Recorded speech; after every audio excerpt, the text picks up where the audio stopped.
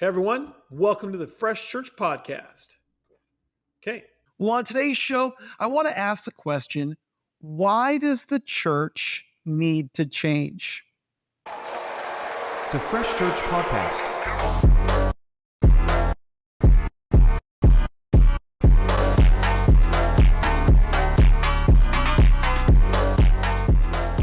Hey everyone, and welcome to the Fresh Church Podcast, a place where we take innovative ingredients with time-honored disciplines and we fuse them together to create a fresh ministry model that actually works. In case we haven't met, I'm Pastor Tony Kensinger, and I would love it if you would like, comment, or subscribe. Every week we've got a brand new show, and I would love for you to be part of the conversation. Well, wholeheartedly, I believe this, that the church, as we know it, is broken. I want to say that again. The church is broken. I think I first started realizing that about 2016, 2017. I started watching church and habits that were going on and seeing that, honestly, people weren't getting saved. I saw people hopping from churches to churches. And I know this has been the case for a while, but it became all about the production, all about the performance. I started seeing staff getting burned out and just completely wiped out on ministry. I started seeing people losing their first love. And it scared me. Honestly, it scared me as a person who chose for a living to be a vocational pastor. The church pays my bills. And I was looking at this going, is there even going to be a job for me in 10 years? What's happening to the church as the church continued to be attacked on every front and continued to compromise on so many areas? And then as I looked a little bit closer, I realized there was more going on than that. Then what a surprise, 2020 came along. And instead of a year of great vision, it became a year of shutdown, isolation, and really the revelation of all of the challenges really going on in the church. It really surprised me to see just how vicious church people were on social media.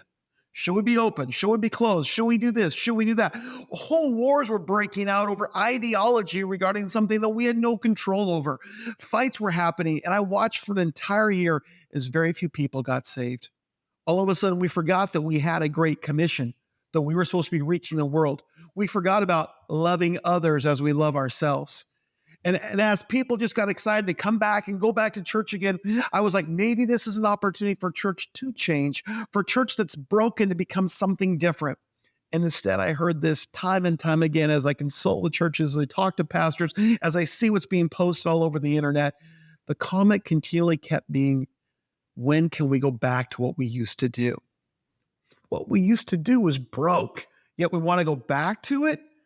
You know, I find this interesting. Barna says that 42% of pastors have seriously thought about quitting due to stress, family, church politics, and lack of growth. Tim Peters wrote an article in 2022 that said 1,700 pastors leave ministry every month. That's 1,700 people called to ministry in churches that are leaving forever. And here's some of the reasons that he listed. They're discouraged, low self-esteem from continual perceived failures, lack of friends, personal finances from just honestly not getting paid enough, moral failures, burnout from working anywhere from 55 to 75 plus hours a week, stress-related health issues, the negative impact on their families, and they lacked training to cope with it. As a church leader, do you feel that way?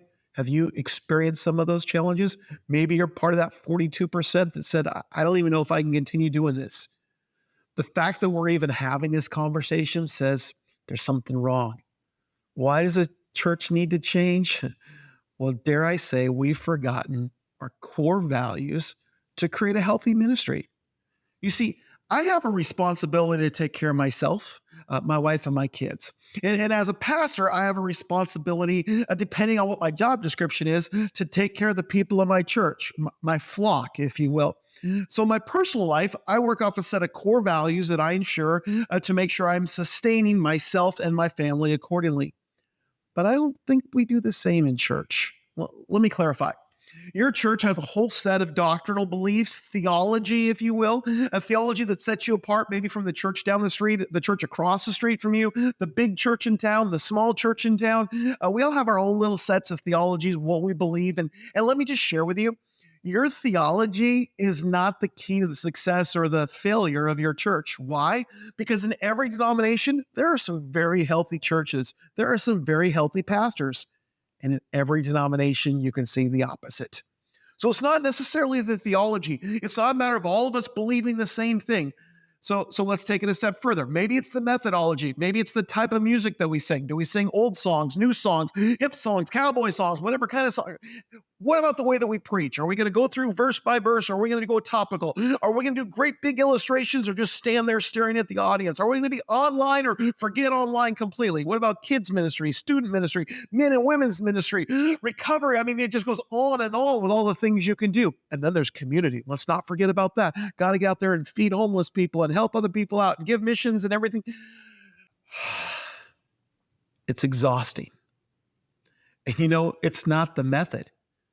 I mean, there's all kinds of books out there, all kinds of resources out there telling you the way you should do things, how you should preach your sermon, what graphics you should use, preach like this person, even in terminology. Don't call them volunteers anymore. Let's give them a cool name. Let's not call it church services. Let's call it a gathering. I remember spending a whole week one time going through everything to change the word church to gathering in our church. That was exhausting. Okay, there are so many different things out there, but method is not the key to fixing a broken church. So I learned from a great leader out there, somebody who spoke a lot in my life, Dr. Sam Chan. And Dr. Sam Chan talked about when it comes to church structure, there's three things that you know about. There's theology, there's philosophy, and there's methodology. And your church probably isn't going to change their theology. If they do, it's a major thing. It requires bylaw changes and maybe even leaving your denomination or going non-denominational, whatever the case is. Theology is pretty set. And methodologies, they seem to change all the time, except for, of course, the sacred cows that never change, right? And you can keep doing the same methods over and over again. Sometimes they work, sometimes they don't work. But the most important aspect of that is not the theology or the methodology, it's the philosophy. The philosophy is where we ask, why? Why do we do things? Now, I know it's really popular, and in the last 20 years or so, churches have jumped on the importance of having a vision statement, having a mission statement. This is what we do. And it's interesting as I look at lots of churches' different websites, I see vision statements like this. We exist to love people and equip the saints. Okay, what does that mean? Well, if we exist to love people and equip the saints, that's exhausting. Okay, because all I'm doing all day is loving people and equipping people and loving people. And you can see what I'm saying. There's no why behind that. How about we are present in our lives, church, and community? Well, I suppose so. We are present. I'm present here, and I do go to church, and I do things in my community. Where do we go beyond that? How can we evaluate that? You see, before you can see if you have a healthy church or not, you have to have core values in place that help you evaluate what you do. And I'm going to use this word here, why. You need to know why you do what you do, when you do it, where you do it, how you do it, with who you do it. All of that stuff, the doing part requires a why. You need to know why. So for the last decade, I've held to 5 core values in my life, 5 things that are very important to me that I've seen both in my personal life as well as in the church world. And so I've seen this work in small churches. I've seen this work in large churches. When I first really started developing this, I was an executive family pastor at a church of about 4,000.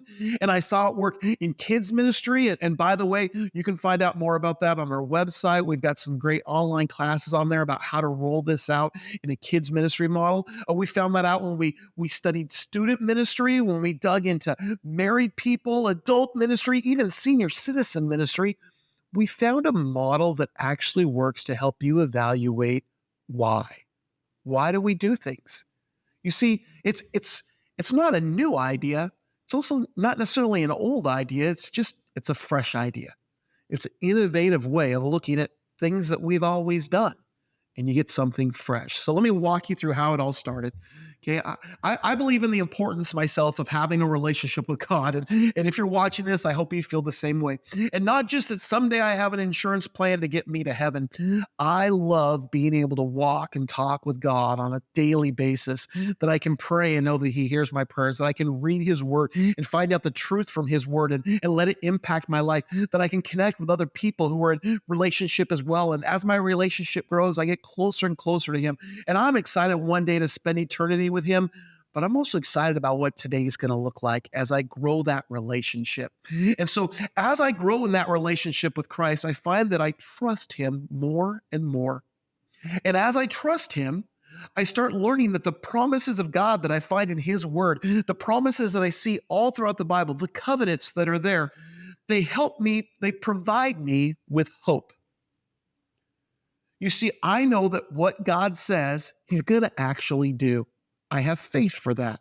I trust him for that. And when I have that trust, it gives me rest. It gives me hope that what God said he was going to do, he's actually going to do. So in my life, in my personal life, hope became a major thing. And especially in this world where it seems in every moment, everything you watch, every article you read, all it is doomsday and destruction and the end of the world. And it feels a little bit like Chicken Little, right? The sky is falling, the sky is falling. Yeah, sometimes it feels like everybody just approaches life that way.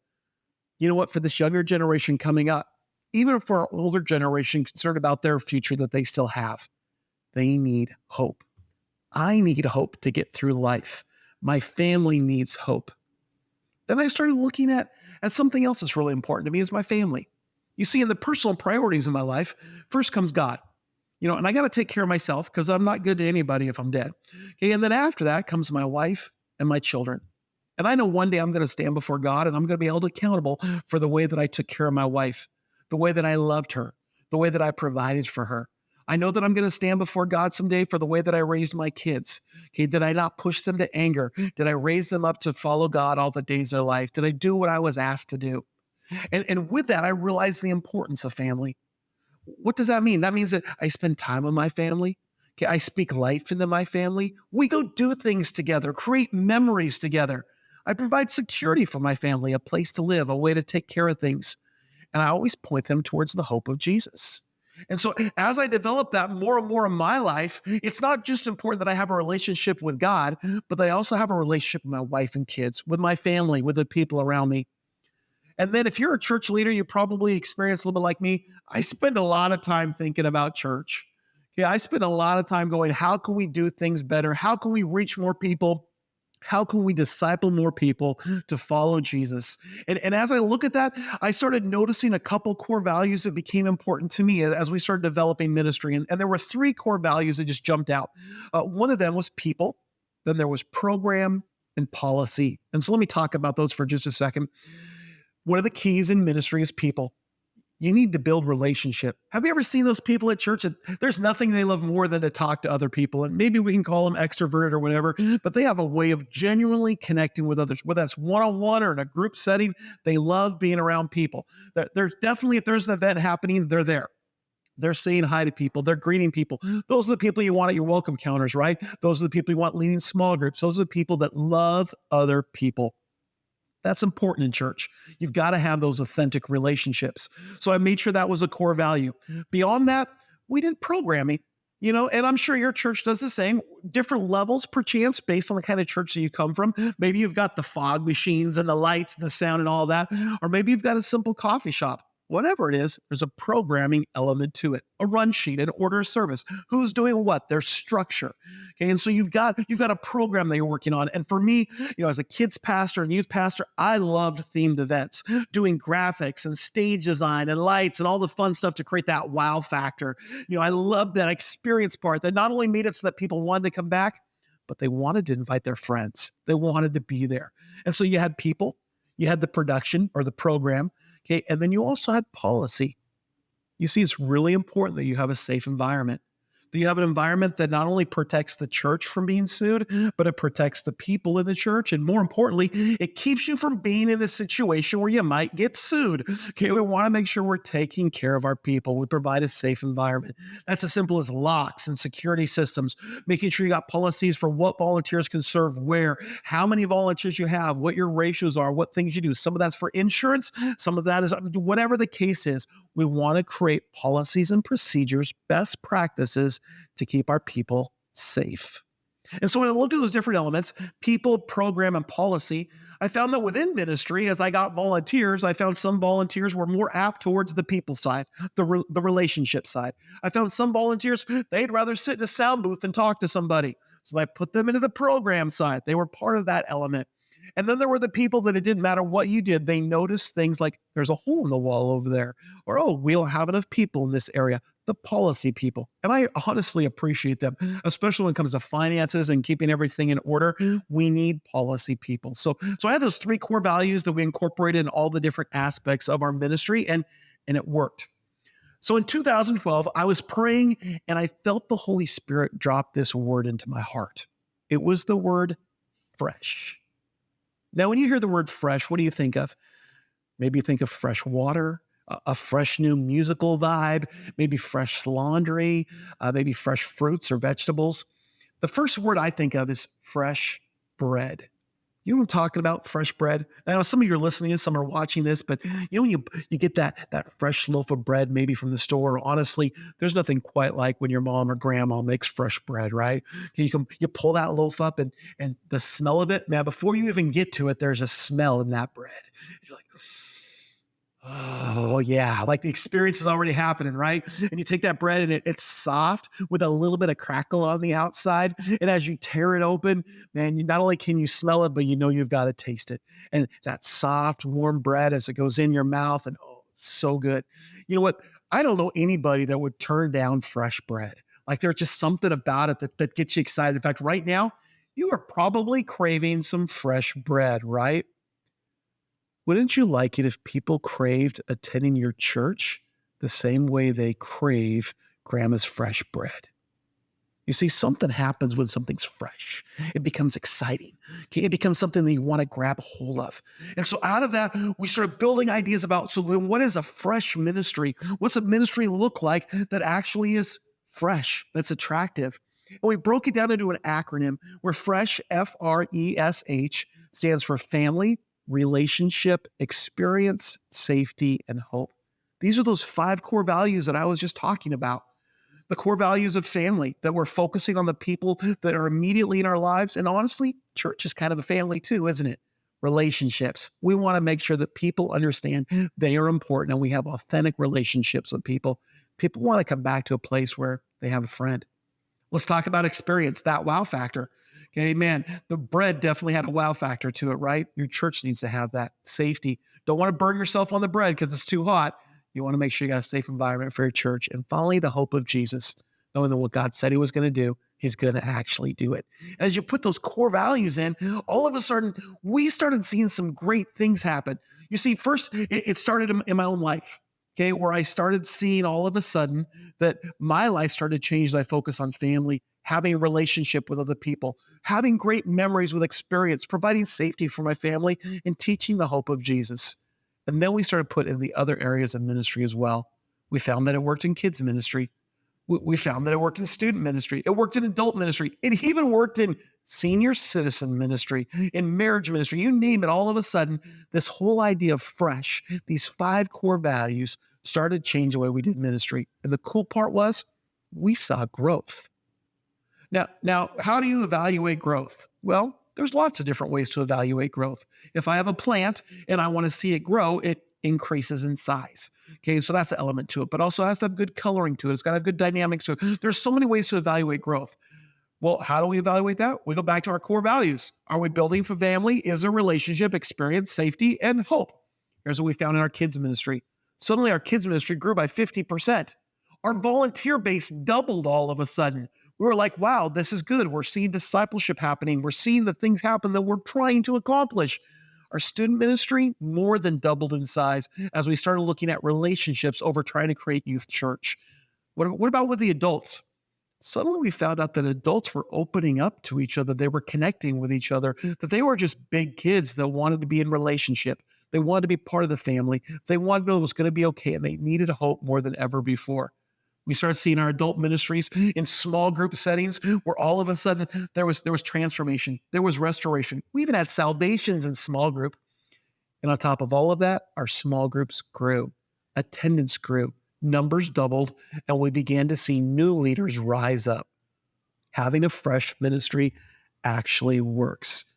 It's because of the philosophy. We ask the question, why? So why does your church need to change? Why do churches need to change? Because we're too focused on what we're doing. Let me say that again. We're too focused on what you're doing.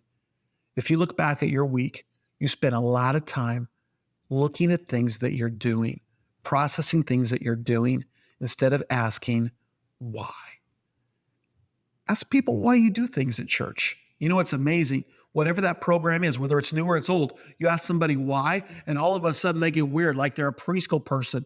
Okay, and you're like, so why should we do a VBS? Why should we do a men's Bible study? Why should we do a recovery program? And they're like, Jesus, like they're back in preschool again, right? Because Jesus wants us to. They pull in the God card on us, right? Why should we do it? Well, we do this because we're going to see families impacted. We're going to see relationships occur. There's a wow element to it, the experience in a safe environment, and we're sharing the hope of Jesus. And as we put it through that funnel, all of a sudden we start to go, then maybe we shouldn't be doing this anymore. Or we start going, yes, we need to start that, or we need to grow this area. Not because the church down the street's doing it, but because God's telling us that we need to impact people. And here's the ways to evaluate that. Here's our why. So I want to just kind of wrap things up, sharing just a passage from Luke chapter 2, 41 through 52. And this is one of my favorite stories in the Bible. I got a lot of favorite stories, but this is Jesus as a 12-year-old. Okay, that preteen, middle school Jesus. And Jesus is going to the temple for the first time as a grown-up. You see, up until this point, Jesus had to travel with the women and the children. All the children and women traveled to one group, and the men traveled separately. And when the child turned 13, or if they were mature 12, they got to move up and travel with the men. They were getting ready to become that man and go through all the processes within the Jewish tradition accordingly. It was the first time that Jesus got to travel with Joseph to the temple. And they get there, they go to Jerusalem, and they leave. And pretty soon some time goes by, and Mary realizes, where's Jesus? And maybe it's because she's used to having Jesus for the last 11 years. And she's, oh no, Jesus is with Joseph. That's right. Then she checks in with Joseph. Mom and dads, you know what I'm talking about? Where you think the other parent has the child and they don't. I mean, this is Joseph's first year with Jesus. I can see where he might get forgetful and not even think about it. We have a crisis at the moment, right? Mary and Joseph lose the Son of God. Yeah, not a good idea. So they're frantic. They're running around trying to find him. After 3 days, they finally discovered Jesus, of all places, in the temple, where he's asking questions, where he's talking to the priests, where he's talking to the people of knowledge and understanding of the word, and he's surprising them. He's blowing their mind with the information and the knowledge that he has. And they come in frantic, and they're like, where were you? What have you done to us? I mean, I can just imagine how you would have felt if you were the mother or the father of Jesus and this happened, right? And I love this. And I need you to see this. This is the first time we have the words of Jesus recorded in the Bible. Jesus is 12. We have no other time before the age of 12 where Jesus spoke and we have the words written. And he says this in verse 49, "Why were you looking for me? Did you not know that I must be in my Father's house?" The first words of Jesus that we have recorded is why. Why? I honestly think if Jesus was to walk into our church, he'd be asking the question, why are we doing this? Why are we doing this? Is it fulfilling what I asked you to do? When I left, I gave you some very clear instructions. Love God and love others. I gave you clear instructions to go and to share the good news and disciple and raise up people that will go not only into your town, but to the ends of the world and preach the good news. So why are you doing this? I know if when he asks in ministries that I've been a part of, I can say we're doing it because we see in the Bible the value of family, relationship, experience, safety, and hope. And so everything that we're doing, we want to make sure we're answering that why. Why does a church need to change? Because the church stopped asking why. Maybe it's time we start doing that again.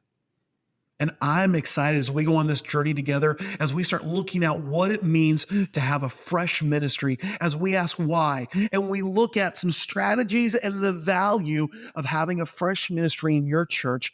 I'm excited that you're choosing to be a part of it. They're coming along. So make sure you check out every week as we explore what it takes to create a fresh ministry.